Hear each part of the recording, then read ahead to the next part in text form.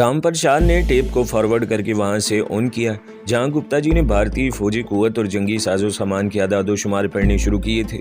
एक एक पूरी तरह से सुनी जा रही थी। राम प्रसाद ने इमरान से कहा, तुम्हारा काम यह है कि नीचे से कागज पेंसिल ले आओ और गुप्ता जी के बताए हुए सारे आदादोशुमार बड़ी तवज्जो से एक एक करके कागज पर लिखते जाओ। बेशक 2 दिन लग जाएं, लेकिन कोई आइटम रह न जाए, अंदर से चटखनी लगा लेना। ये कहकर राम प्रसाद नीचे चला गया। इमरान नीचे से कागज और बड़ा रजिस्टर उठाकर ले आया। हल्की आवाज में टेप को ऑन किया और एक एक आइटम को लिखता चला गया। जहाँ लिखते लिखते पीछे रह जाता, वहीं टेप को रिवाइंड करके फिर से लिखने लगता। इस तरह कोई 2-2.5 घंटे लग गए, मगर भारतीय बहरी, बर्री और फिजाई अफवाज की जंगी कुव्वत और फौजी साजो सामान के वो तमाम खुफिया आदादोशुमार फुल स्केप कागज़ों पर मुंतकिल हो गए, जिसकी इमरान के मुल्क को अशद ज़रूरत थी। हमारी मिलिट्री इंटेलिजेंस को भारत की फ़ौजी ताकत का काफ़ी इल्म था, मगर इतनी तफसील के साथ आदादोशुमार शायद इनके पास भी नहीं थे। गुल खान उर्फ राम प्रसाद कोई 3-4 घंटे बाद ऊपर आया और इमरान से पूछा, सब काम ठीक हो गया है? इमरान ने फौजी साजो सामान के आदादोशुमार वाले दोनों कागज़ इसके सामने रख दिए। राम प्रसाद बोला, मैं समझता हूँ अल्लाह की हम पर ख़ास मेहरबानी हुई है, वरना ये दस्तावेज़ात हासिल करना इतना आसान नहीं था। गुल खान यानी राम प्रसाद ने दोनों कागज़ तय करके जेब में रखे और कहा, मैं इसकी 2-3 फ़ोटो कापियाँ निकालना चाहता हूँ, ताकि अगर कहीं असल कापी गुम हो जाए तो इसकी कापियाँ हमारे पास मौजूद हों। तुम्हारा एक मिशन ख़त्म हो गया है। अब तुम सुबह सुबह हाजी साहब के पास चले जाना और दोनों कागज़ इन्हें दिखा देना। इसकी दोनों कापियाँ मैं अपने पास रखूँगा। रात ही को गुल खान उर्फ राम प्रसाद ने दोनों फुल स्केप सफ़ात की फ़ोटो कापियाँ करवा ली और असल कॉपी इसने इमरान को दे दी। रात इमरान राम प्रसाद के होटल में ही रहा। अगले रोज़ सूरज निकलने से ज़रा पहले इसने टैक्सी पकड़ी और हाजी साहब के होटल में पहुंच गया। हाजी साहब अपने होटल वाले कमरे में जाग रहे थे। इसने जाते ही जंगी साजो सामान की पूरी फहरिस्त के दोनों कागज़ इनके हवाले कर दिए। हाजी साहब इन्हें गौर से पढ़ने लगे। जब दोनों कागज़ों पर लिखे हुए सारे इंदराज पढ़ लिए तो इमरान की तरफ तजस्सुस आमेज़ नज़रों से देखकर बोले, ये तुमने बड़ा कमाल कर दिखाया है। इमरान ने कहा, कमाल तो आपके दोस्त राम प्रसाद यानी गुल खान ने दिखाया है। हाजी साहब बोले, बस ठीक है, अब फ़ौरन ये दोनों कागज़ लेकर सीधे गुजरात काठियावाड़ अपने शाहजी के पास पहुँचो, मगर इन कागजात की सख्त हिफाजत करनी होगी। इमरान ने कहा, अगर ये गुम भी हो गए तो ऐसी कोई बात नहीं है, अपने गुल खान के पास इसकी 2 फ़ोटो कापियाँ मौजूद हैं। हाजी साहब बोले, तुम यही समझो कि ये फ़ाइनल कॉपी है और तुम इसी तरह इसकी हिफाजत करोगे, जैसे अगर ये गुम हो गई तो तुम्हें ये आदादोशुमार दोबारा कहीं ना मिल सकेंगे। इमरान ने हाजी साहब से कहा कि वो स्टेशन पर किसी आदमी को भेजकर या इंक्वायरी में टेलीफोन करके मालूम करवा दें कि अहमदाबाद की गाड़ी किस वक्त छूटती है। मेरा ख्याल है कि मुझे रात का इंतज़ार नहीं करना चाहिए और दिन के वक्त ही अहमदाबाद की तरफ निकल जाना चाहिए। अहमदाबाद से मुझे भावनगर जाने वाली कोई ना कोई गाड़ी मिल जाएगी। हाजी साहब ने कुछ सोच कर जवाब दिया, मियाँ, दिन की रोशनी में तुम्हारा सफ़र करना मुनासिब नहीं। सुबह दिन निकलने से पहले एक गाड़ी अहमदाबाद की तरफ जाती है, मैं इसका एक टिकट मंगवा कर रख लूँगा। तुम दिल्ली से मुँह अंधेरे निकलो तो ज़्यादा बेहतर है। इमरान बोला, जैसे आपकी मर्ज़ी। हाजी साहब ने इमरान को ये मशवरा भी दिया कि वो इनके होटल में रात बसर करने की बजाय शहर से बाहर इनके प्लाट वाली कोठरी में चला जाए और वहीं रात बसर करके वहीं से स्टेशन की तरफ चल दे। चुनाचा इमरान कुछ देर के बाद हाजी साहब से इजाज़त लेकर रिक्शे में सवार होकर इनके प्लाट में जो नौकर पेशे के लिए 2 कोठरियां बनाई गई थी इस तरफ रवाना हो गए। सारा दिन इसने वहीं गुजारा। रात को खाना खाकर वहीं सो गया। बूढ़े चौकीदार को इसने कह दिया था कि इसे सुबह सुबह जगा दिया जाए। इमरान छोटी सी कोठरी नुमा कमरे में बत्ती गुल करके 2 कंबल ओढ़ कर सो रहा था कि अचानक इसकी आंख खुल गई। वो आंखें खोलकर अंधेरे में देखने लगा। इसे महसूस हुआ था कि किसी ने दरवाजे पर दस्तक दी है। वो सोच ही रहा था कि दरवाजे पर फिर किसी ने दस्तक दी। इमरान ने जल्दी से कंबल एक तरफ रख दिए और उठकर दरवाजे के पास जाकर धीमी आवाज़ में पूछा, कौन? मैं हूँ, दरवाज़ा खोलो। ये हाजी साहब की आवाज़ थी। इमरान सोचने लगा, खुदा खैर करे, हाजी साहब रात के वक्त कैसे आ गए? इसने दरवाज़ा खोल दिया। हाजी साहब अंदर आ गए और बोले, दरवाज़ा बंद करके बत्ती जलाओ। इमरान ने दरवाजे की चटखनी लगाकर बत्ती रोशन कर दी। हाजी साहब कंबल की बुक्कल मार कर आए थे। इस रात दिल्ली में काफ़ी सर्दी थी। हाजी साहब कुर्सी पर बैठ गए।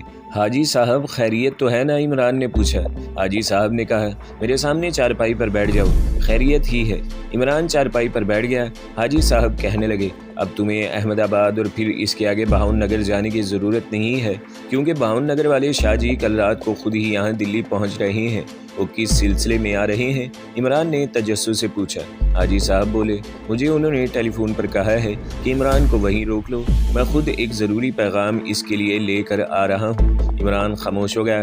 حاجی صاحب کہنے لگے، میرا اندازہ ہے کہ وہ تم سے کوئی بڑی اہم بات کرنے والے ہیں۔ یہ بات وہ ٹیلی فون پر نہیں بتا سکتے، ورنہ مجھے ضرور بتا دیتے۔ بہرحال تم اس کوٹری میں رہنا، رات کو وہ جس وقت بھی آئے میں انہیں لے کر تمہارے پاس پہنچ جاؤں گا۔ ریل کا ٹکٹ مجھے دے دو اور آرام کرو۔ عمران نے جیکٹ کی جیب سے ٹکٹ نکال کر حاجی صاحب کو دے دیا اور وہ کمبل کی بکل مار کر وہاں سے نکل گئے۔ ان کے جانے کے بعد عمران سوچ میں پڑ گیا کہ ایسا کون سا ضروری کام آن پڑا کہ جس کے لیے شاہ جی عرف چندر کانت جی کو خود اس کے پاس دلی آنا پڑا۔ ان لوگوں کا کام ہی ایسا تھا کہ کسی بھی وقت کچھ بھی ہو سکتا تھا۔ ابھی کسی 5 اسٹار ہوٹل کے آرام دہ بستر پر سو رہے ہیں اور فوراً ایک ٹیلی فون آتا ہے اور وہ ہوٹل سے فرار ہو کر 3rd کلاس مسافر خانے کے ننگے بینچ پر صرف ایک چادر اوڑھے سردی میں پڑے ہیں۔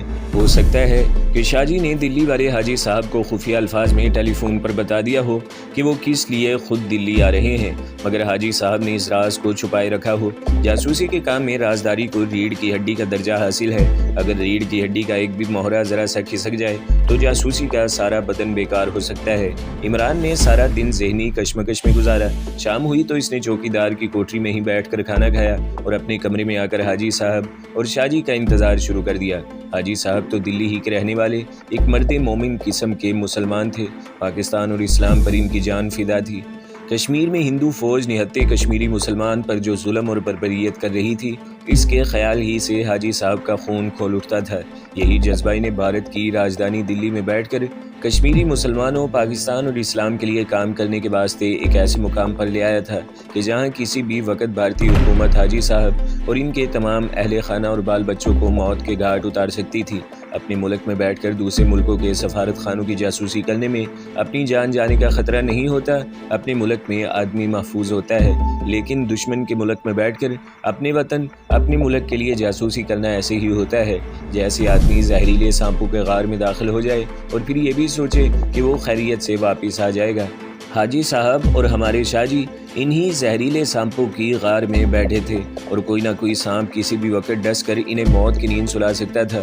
یہ بڑی بہادری، بلند حوصلے، حب الوطنی اور اسلام سے محبت کے اعلیٰ ترین جذبے اور بڑے دل گردے کا کام تھا۔ دلی والے حاجی صاحب اور باون نگر گجرات کاٹھیا واڑ کے شاہ جی یہی کام کر رہے تھے، اس لیے میں نے ان کے اصل نام نہیں لکھے، فرضی نام لکھے ہیں۔ حقیقت یہ ہے کہ ہو سکتا ہے بتانے والے نے بھی ان کے نام اور رہنے کی جگہ کا محل وقوع فرضی ہی بتایا ہو، اصلی نام اور اصل جگہ نہ بتائی ہو۔ رات کے 11 سوا 11 بجے کا ٹائم تھا کہ حاجی صاحب اور باون نگر والے شاہ جی عرف چندر کانت آ گئے۔ ان کے ساتھ عمران کا ساتھی کمانڈو جبران بھی تھا۔ جبران کو دیکھ کر اسے بڑی خوشی ہوئی اور حوصلہ بھی ہوا۔ شاہ جی، جیسا کہ آپ کو ان کے مزاج کا علم ہو چکا ہوگا، بڑے حقیقت پسند واقع ہوئے تھے اور مطلب کی بات کے سوا دوسری کوئی بات زبان سے نہیں نکالتے تھے۔ آتے ہی عمران سے کہنے لگے، اپنے آدمی گل خان کے ساتھ مل کر تم نے انڈین آرمی، ایئر فورس اور نیوی کی جنگی طاقت اور جنگی ساز و سامان کی جو فہرست حاصل کی ہے، اس کی ایک کاپی مجھے حاجی صاحب سے مل گئی ہے۔ تم نے اپنا فرض بڑی ذمہ داری سے نبھایا ہے، تمہیں ایک اور فرض پورا کرنا ہے۔ سنو، دلی والے حاجی صاحب بولے، 1 منٹ، اور وہ اٹھ کر دروازے تک گئے جو بند تھا۔ آہستہ سے چٹخنی اتار کر جلدی سے دروازہ کھول کر باہر جھانک کر دیکھا۔ جب انہیں اطمینان ہو گیا کہ باہر کوئی شخص ان کی باتیں نہیں سن رہا تو بڑے آرام سے دروازہ بند کر کے چٹخنی لگا کر کمانڈو جبران کے پاس آ کر بیٹھ گئے اور شاہ جی سے مخاطب ہو کر کہا، اب بات کیجئے، ہماری باتیں کوئی دوسرا نہیں سن رہا۔ شاہ جی عمران کی طرف دوبارہ متوجہ ہوئے اور کہا، اگلے مہینے کے پہلے ہفتے میں روس کا ایک تجارتی وفد بھارت کے ساتھ ایک تجارتی معاہدہ کرنے بھارت آ رہا ہے۔ یہ وفد بمبئی کی ایئرپورٹ پر اترے گا اور بمبئی کے تاج محل ہوٹل میں ٹھہرے گا اور اسی ہوٹل میں اس تجارتی معاہدے پر دستخط بھی ہوں گے۔ بھارت کا ایک وفد جس میں وزیر تجارت، سیکرٹری فرانس اور سیکرٹری امور خارجہ شامل ہیں، بمبئی کے تاج محل ہوٹل میں آ کر ٹھہریں گے۔ ظاہری طور پر روس کا یہ تجارتی وفد ہوگا اور اخبارات کو بھی یہی بیان دیا جائے گا کہ روس کا ایک تجارتی وفد بھارت کے ساتھ چاول اور گیہوں اور دوسری خوردنی اجناس کی برآمد کا معاہدہ کرنے بھارت آیا ہے، لیکن حقیقت میں روس کا یہ ایک انتہائی اہم فوجی وفد ہے جو بھارت کے ساتھ پاکستان سے جنگ کی صورت میں روس کی فوجی امداد کے سلسلے میں ایک ڈیفنس پیکٹ یعنی فوجی معاہدے پر دستخط کرنے بھارت آئے گا۔ بھارت کی طرف سے سیکرٹری فرانس اور وزیر تجارت کے علاوہ بھارت کے محکمہ دفاع کے اعلیٰ عہدیدار اور فوجی افسر عام لباس میں بھارتی وفد میں شامل ہوں گے۔ یہ رازداری اس لیے برتی جا رہی ہے کہ دلی میں موجود دوسرے سفارت خانوں کو خاص طور پر پاکستان اور پاکستان کے دوست ممالک ایران، ترکی، سعودی عرب اور چین کے سفارت خانے کو پتہ نہ چل سکے کہ بھارت نے روس کے ساتھ کوئی خفیہ فوجی معاہدہ بھی کیا ہے، جس میں روس نے بھارت کو لکھ کر دیا ہے کہ وہ جنگ کی صورت میں بھارت کو پاکستان کے خلاف جو فوجی امداد دے گا اس میں اتنے بمبار اور لڑاکا طیارے فلاں ایئرپورٹ پر مہیا کرے گا، اتنے میزائل آبدوز شکن فریگیٹ وغیرہ دے گا۔ ہمیں معلوم ہوا ہے کہ پاکستان سے جنگ کی صورت میں روس بھارت کو 2 ایٹمی آبدوزیں بھی دے گا جو پاکستان کے جنگی جہازوں کو ان کے اڈوں پر کھڑے کھڑے تباہ کرنے کی طاقت رکھتی ہیں۔ ہماری انٹیلیجنس نے ہمیں یہ بھی بتایا ہے کہ روس پاکستان کے ساتھ جنگ کی صورت میں بھارت کو ایسے ٹینک شکن راکٹ بھی ہزاروں کی تعداد میں دے گا جس کے آگے بہت چھوٹے چھوٹے ایٹمی وار ہیڈ لگے ہوں گے، لیکن جن میں اتنی طاقت ہوگی کہ وہ ٹینک میں لگتے ہی اسے پگھلا دیں گے۔ کیا تم سن رہے ہو میں تمہیں کیا کہہ رہا ہوں؟ شاہ جی عرف چندرکانت نے عمران کی طرف ذرا سا جھک کر کہا۔ عمران کی آنکھیں کھلی تھی اور ذہن پوری طرح بیدار تھا۔ کہنے لگا، شاہ جی آپ نے جو کچھ کہا ہے میں نے اس کا ایک ایک لفظ غور سے سنا ہے، آپ کہیں تو دہرا دوں؟ شاہ جی بولے، اس کی ضرورت نہیں، وقت ضائع ہوگا۔ سنو، اصل بات میں اب کرنے لگا ہوں۔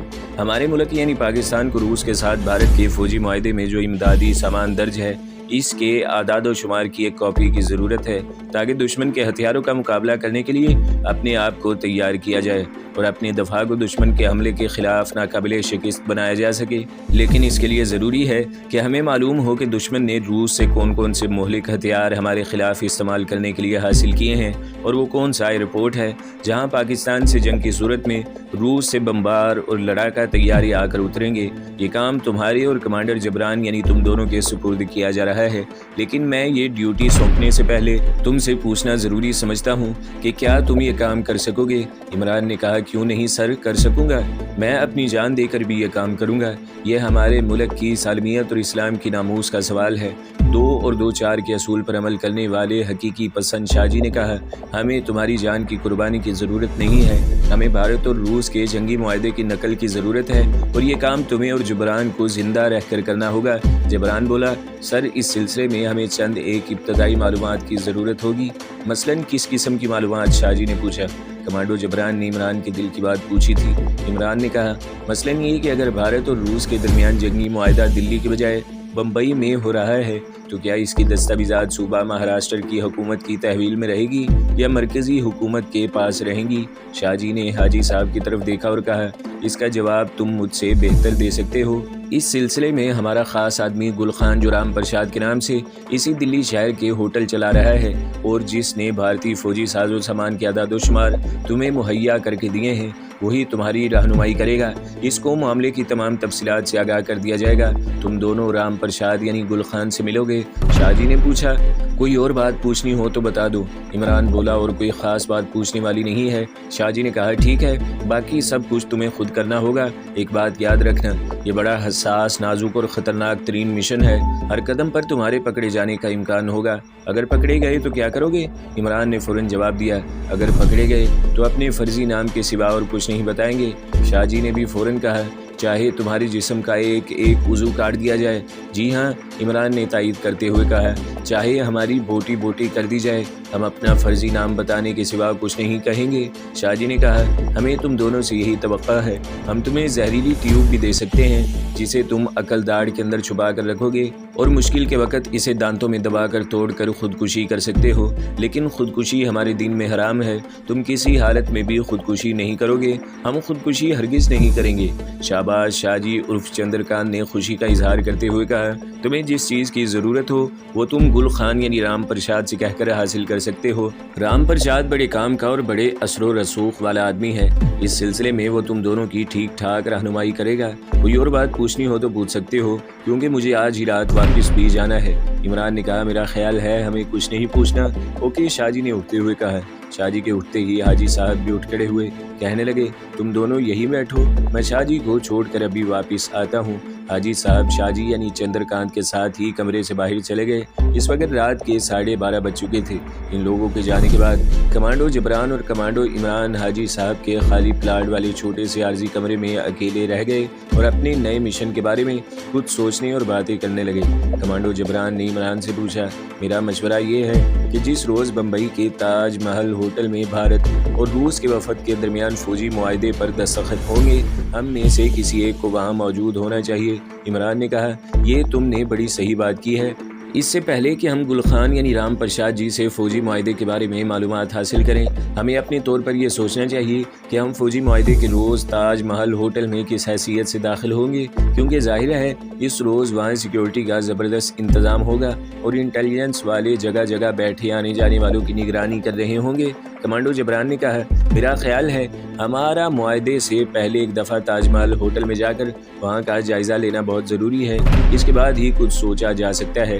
عمران کو جبران کی یہ تجویز اچھی لگی، اس نے کہا ٹھیک ہے، اس بارے میں کل گل خان یعنی رام پرساد سے ملاقات کرتے ہیں، اس کا مشورہ بھی ضرور کریں گے۔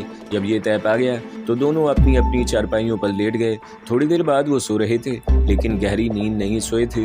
کمانڈو کبھی گہری نیند نہیں سوتا۔ شاہ جی یعنی چندر کانت اسی رات بھاون نگر واپس روانہ ہو گئے۔ دوسری طرف اپنے دلی والے حاجی صاحب نے کسی خفیہ ذرائع سے گل خان یعنی رام پرساد جی کو عمران اور کمانڈو جبران کے نئے مشن کے بارے میں تمام تفصیلات سے آگاہ کر دیا۔ یہ سب کچھ راتوں رات ہی ہو گیا تھا۔ چنانچہ صبح جب کمانڈو عمران چاندی چوک والے اپنے جاسوس گل خان عرف رام پرساد کے ہوٹل میں امرتسر والے جگل پرساد کے بھتیجے موہن داس کے روپ میں پہنچا تو اس کے ماتھے پر ہندوانہ تلک لگا ہوا تھا اور لباس کھدر کا کرتا اور تنگ موری والے پاجامے اور واسکٹ پر مشتمل۔ گل خان عرف رام پرساد کو عمران کے نئے مشن کے بارے میں تمام تفصیلات کا رات کو ہی علم ہو چکا تھا۔ اس نے ہوٹل میں یہ مشہور کر دیا تھا کہ عمران یعنی موہن داس امرتسر اپنے چچا لالا جگل پرساد کو ملنے گیا ہوا ہے۔ چنانچہ عمران کو دیکھتے ہی گل خان عرف رام پرساد بولے، موہن داس امرتسر سے کب آئے؟ کمانڈو عمران نے بڑی انکساری کے ساتھ کہا، مہاراج ابھی سیدھا اسٹیشن سے آ رہا ہوں۔ اچھا گل خان عرف رام پرساد نے کہا، کل شام کی گاڑی میں امرتسر سے بیٹھے ہوگے؟ جی ہاں لالا جی، عمران نے بڑے ادب سے کہا۔ ہمارے دوست اور تمہارے چچا لالا جگل پرساد جی کا کیا حال ہے؟ عمران نے کہا، بالکل ٹھیک ہے جی، آپ کو پرنام کہہ رہے تھے۔ چلو اچھا ہوا تم اپنے رشتہ داروں سے ملائے ہو، اپنے کمرہ نمبر 15 میں جا کر کچھ دیر آرام کرو۔ یہ ساری باتیں رام پرساد نے دلی کے CID والے تلک چند مہرا صاحب کو سنانے کے لیے کہی تھی، جو اس وقت رام پرساد جی کے پاس ہی بیٹھا سگریٹ پیتے ہوئے عمران کو بڑے غور سے دیکھ رہا تھا۔ عمران اوپر اپنے کمرے میں آ گیا۔ یہاں ایک ٹرنک میں اس کے ہندوانہ کپڑے وغیرہ اسی طرح پڑے تھے۔ رام پرساد جی اوپر اس کے لیے چائے بھجوا دی۔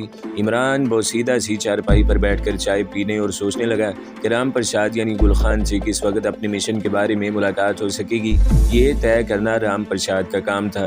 چائے پی کر عمران نیچے آ کر کاؤنٹر پر بیٹھ گیا اور بل وغیرہ بنانے کے کام میں مصروف ہو گیا۔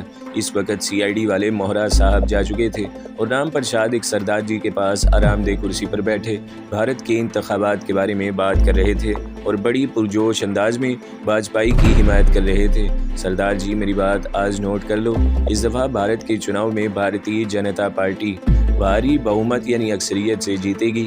رام پرساد نے کن اکھیوں سے کمانڈو عمران کو دیکھ لیا تھا کہ وہ اوپر سے آ کر بیٹھ کر کام کرنے لگا ہے، وہ بھی یہی چاہتے تھے۔ یہ تو آپ اپنے خاص جاسوس گل خان عرف رام پرساد کے بارے میں پڑھ چکے ہیں کہ وہ ایک لمبی مدت سے راجدھانی دلی میں رام پرساد کے نام سے جاسوسی کر رہا تھا اور انہوں نے اپنے آپ کو زبردست دیش بھگت یعنی بھارت دیش سے محبت کرنے والا مشہور کر رکھا تھا، اور اس کی ملاقاتیں بھارتیہ جنتا پارٹی کے لیڈر اڈوانی اور واجپئی سے BJP کی دلی آفس میں ہوتی رہتی تھی۔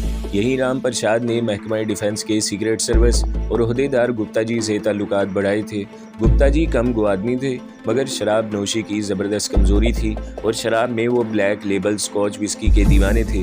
چنانچہ اپنے جاسوس رام پرساد یعنی گل خان نے گپتا جی کو بلیک لیبل اسکاچ وسکی کی 3 بوتلیں تحفے کے طور پر دے کر اس سے بھارت کی آرمی، نیوی اور ایئر فورس کی جنگی طاقت اور جنگی ساز و سامان کی 2 صفحات پر مشتمل فہرست حاصل کر لی تھی، اور یہ فہرست وہاں موجود حاجی صاحب اور بھاون نگر کے اپنے تجربہ کار جاسوس شاہ جی کی وساطت سے پاکستان پہنچ چکی تھی۔